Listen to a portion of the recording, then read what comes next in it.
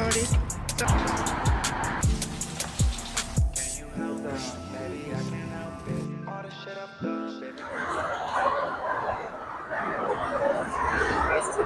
Саламатсызбы. Қайдан? Қайдансыз? Ау? Қазақстандансыз ба? О, күшті.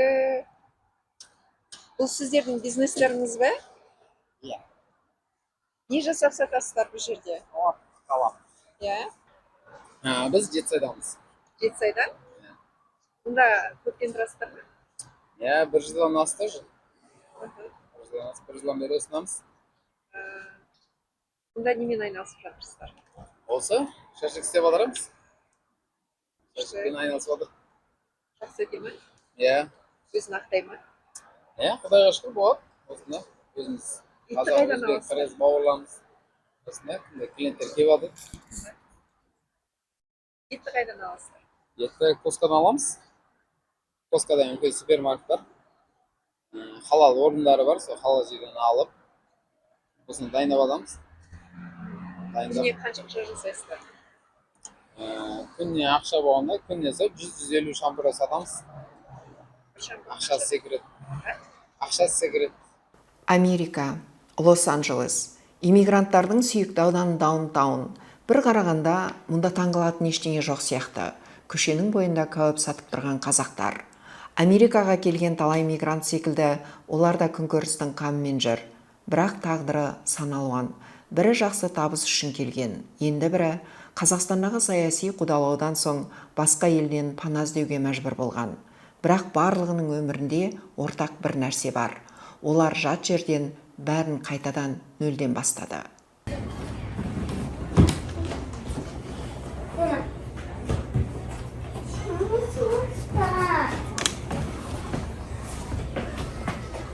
Солардың бірі Мағжан Кемел.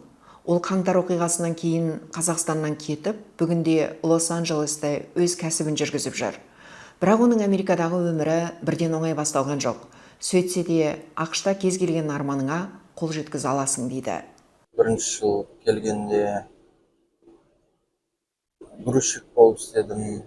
Мувинг, американецтер көшеді, солар көштім. Доставка істедім. Өз мувинг компаниямды аштым. Одан кейін коммерческий праваға оқыдым. Мектепте істедім аз уақыт. Содан кейін өзімнің мектебімді аштым. Коммерческий праваға оқытатын тракисттардың правасы. Қазіргі күнге дейін сол мектепті жүргізіп жатырмын. Мысалы қараңыз, салыстырмалы түрде алсақ, мен Америкада бір апта 6 күн, 7 күн емес, 6 күн доставка істеп, қазіргі мысалы соңғы үлгіде шыққан iPhone үлкенін жақсы iPhone сатып аламын 6 күнде.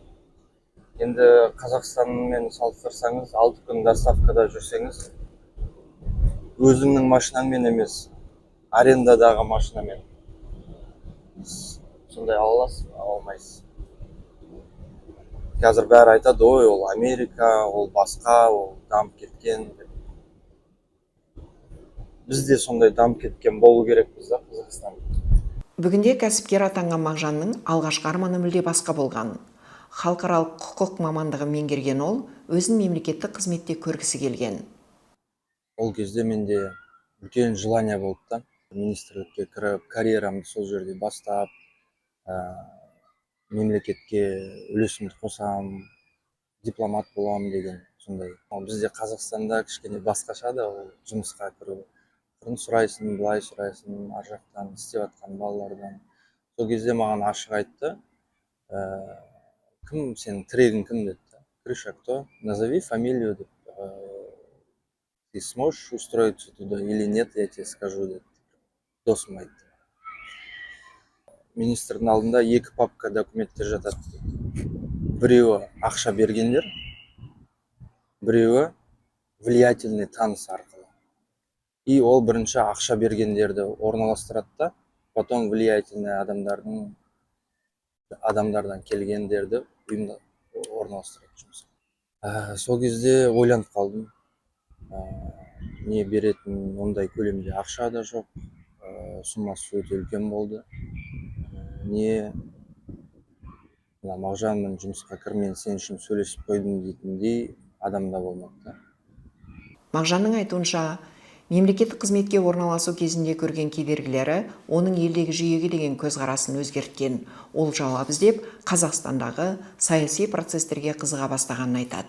Системаның қалай айтсам, іріватқанын көре тұра менде ой қалыптасты да, мен өзімнің болашағымды, балаларымның болашағын бұндай системада өмір сүруге қаламаймын дедім. Содан кейін сол 2017-2018 жылдар, сол кезде мен неге біздің билік бұндай система, коррупция үлкен, и танысың болмаса, мынау ешқайда көп есіктер жабық та сен үшін. Соны іздене бастадым. Енді любой государствода оппозиция бар да, оппозициямен өсіп келе жатқан мемлекет, ол жақсы, тез дамитын мемлекет деп сенемін да. И мен қарадым, біздің бұл билікке қандай альтернатива бар, кто предлагает, қандай оппозиция мүшелері бар деген кезде, бірінші танысқаным сол Мұхтар Әблязовтың демократический выбор Казахстана движениесін, соның программасын оқып, изучать етіп таныстым. Кім ол, қандай жұмыстар істеген, не үшін кетіп қалды, тоже историясы өте қызық. Бірінші өз күшіңмен дамып, байып, мемлекетке үлесіңді қосқың келсе, сен халықтың жауы атанасың да. Сонда оппозицияларды қолдаймын деп шешкеннен кейін қандай митингтер болды, соларға шығуға тырыстым. Енді ол кезде ой болды да, ойладым, егер біз көп митингқа шығып, жиі шығып, адам көп жиналса, билік жастарды в основном естіп, бірдеңке өзгеріс болады ма деген сондай сенім болды да. Бізде вроде демократия, свобода слова, бірақ аузыңды ашсаң өлтіреді, қамайды. Оппозиция, біздің билік оппозициямен жұмыс істей алмайды. Оппозицияны тыңдап, что они требуют, халыққа наоборот көмек навстречу идти, аузыңды ашсаң қамап тастайды. Ол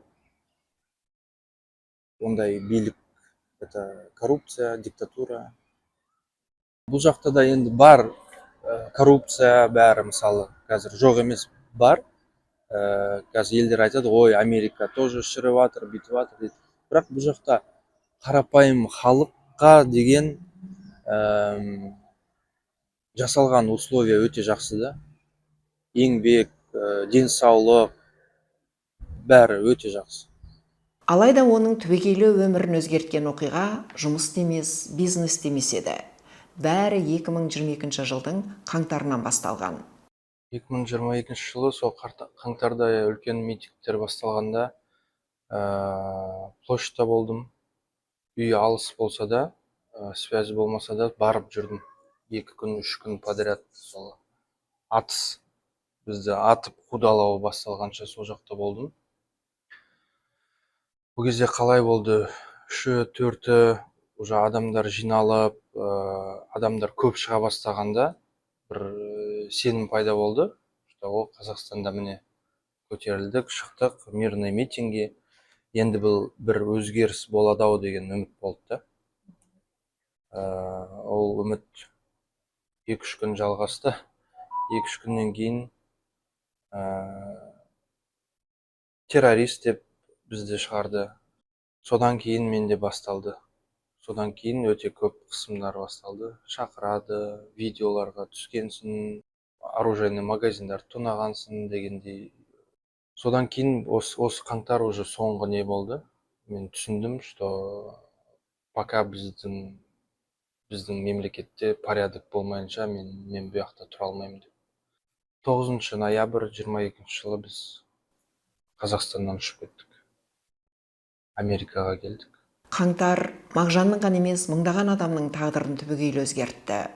Біреуге орны толмас қасірет әкелді, тағы бірі мүгедекке айналды.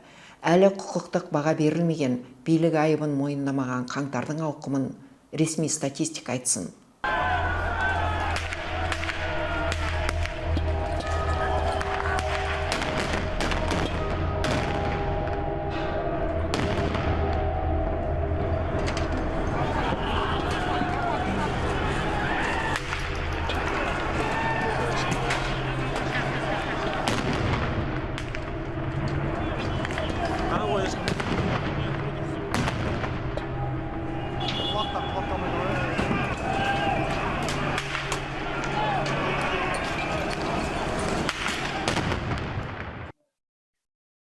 Еркін адам сезінемін.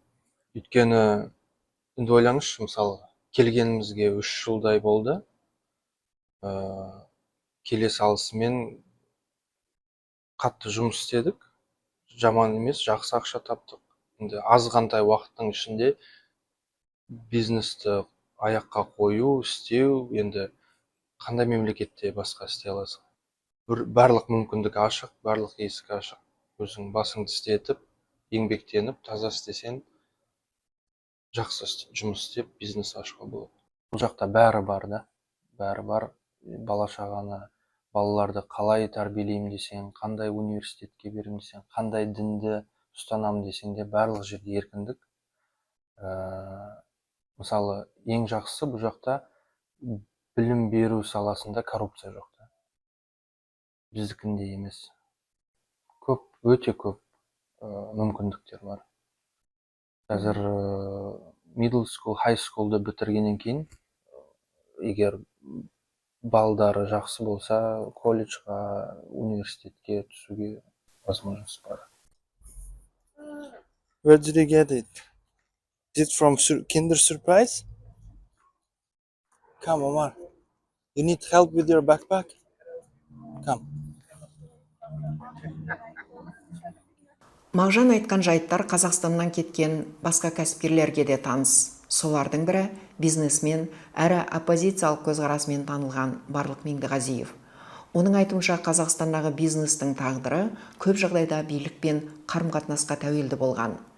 И вот я когда помогал, 2004-2005 жылдары мен өзімнің ауылымдағы үлкен балалар үйіне көмектестім. Жай ғана ақша беріп, барлық баланы, жалпы саны 20 мыңдай балаларды Түркияға жібергенмін. Сол кезде маған жергілікті әкімдер келіп, енді бір-бірімізді танимыз ғой, мұны болашақ Бөбек сияқты Сара Алпысқызы, Дариғалардың ұйымдары арқылы жасайық дейді. Мен не үшін? Мен жай ғана көмектестім. Балалар барып демалып келсе болды. Қай үйім арқылы балалардың баратындарының қандай айырмашылығы бар дедім. Олар бұл неге көмектесіп жүр деп таң қалды. Содан кейін 2004-2005 жылдардың өзінде олар назар аудара бастады. Мына кәсіпкер неге сонша еркін? Неге ол Нұр Отанның мүшесі емес? Неге мұқтаж адамдарға Нұр Отан арқылы немесе Бөбек сияқты олардың отбасылық қорлары арқылы көмектеспейді деп? Неге мен міндетті түрде солар арқылы істеуім керек? Егер олардың өз ақшасы болса, өздері көмектессін. Бірақ олар осындайларды қолдайды ғой. Ал мұнда мысалы дін, қайырымдылық көрсетудің билікке қатысы жоқ. Бизнесте биліктен бөлек. Бұл сенің ақшаң, кімге берсең де өзің білесің. Және мұндай әрекет үнемі қолдауға ие.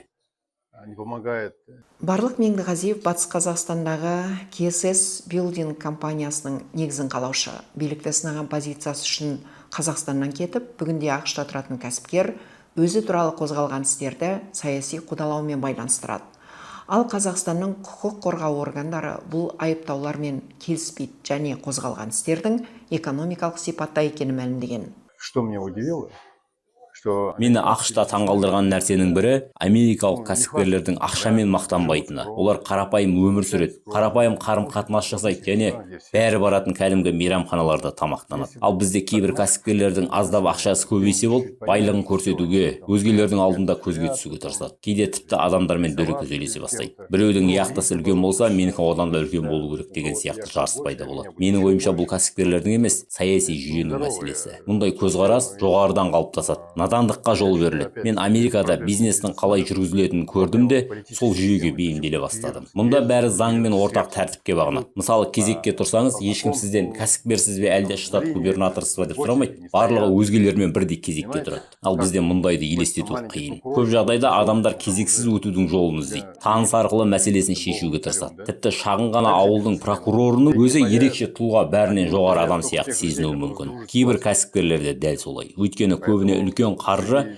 билікпен жақын адамдардың қолына шоғырланады. Сондықтан Қазақстанда шын мәнінде тәуелсіз кәсіпкерлерді табу қиын. Тіпті олар өте аз деуге болады. Менің жағдайым соның бір мысалы. Егер тәуелсіз болсаң, авторитарлық жүйе үшін қауіпті адамға айналасың. Мәселенің түп тамыры осында жатыр. Біреулер мұндай жүйемен келіседі, енді біреулер келіспейді. Мен келіскен жоқпын. Сондықтан менің өмір жолым осылай қалыптасты. Міне сіздердің неге бұлай істейсіздер, не үшін осы жолды таңдадыңыздар деген сұрақтарыңыздың жауабы. Ертең Мағжан да осы ұстаныммен әрекет етеді. Достарым бар, інілерім, жолдастарым мысалы.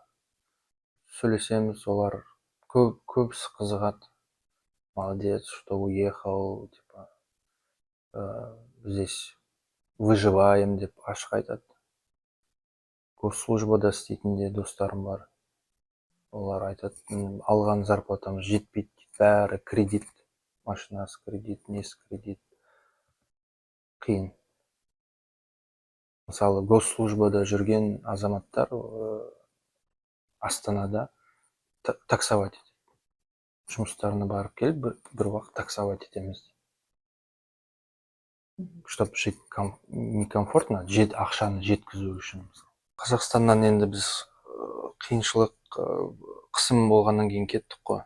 Қазір бұл жаққа келіп алып, біздің ат су көпірден өтіп алды деген ондай сезім жоқ.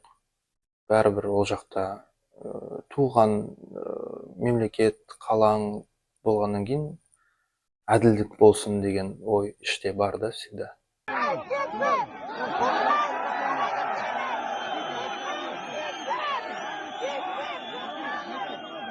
Қаңтар оқиғасынан бері бірнеше жыл өтті. Билік елде реформа жасалды деді. Бірақ сол күндердің басты сауалы әлі ашық күйінде қалып отыр.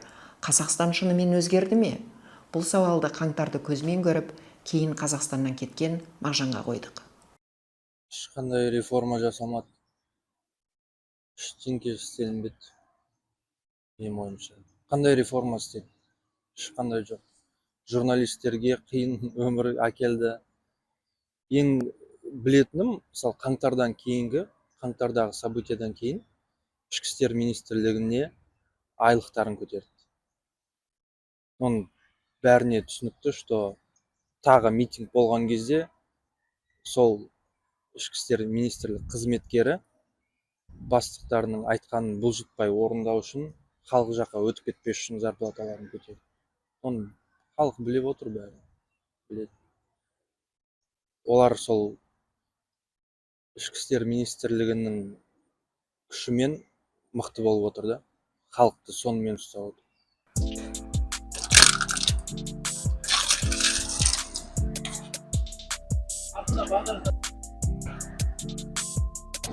Астарыңыз дәмді болсын.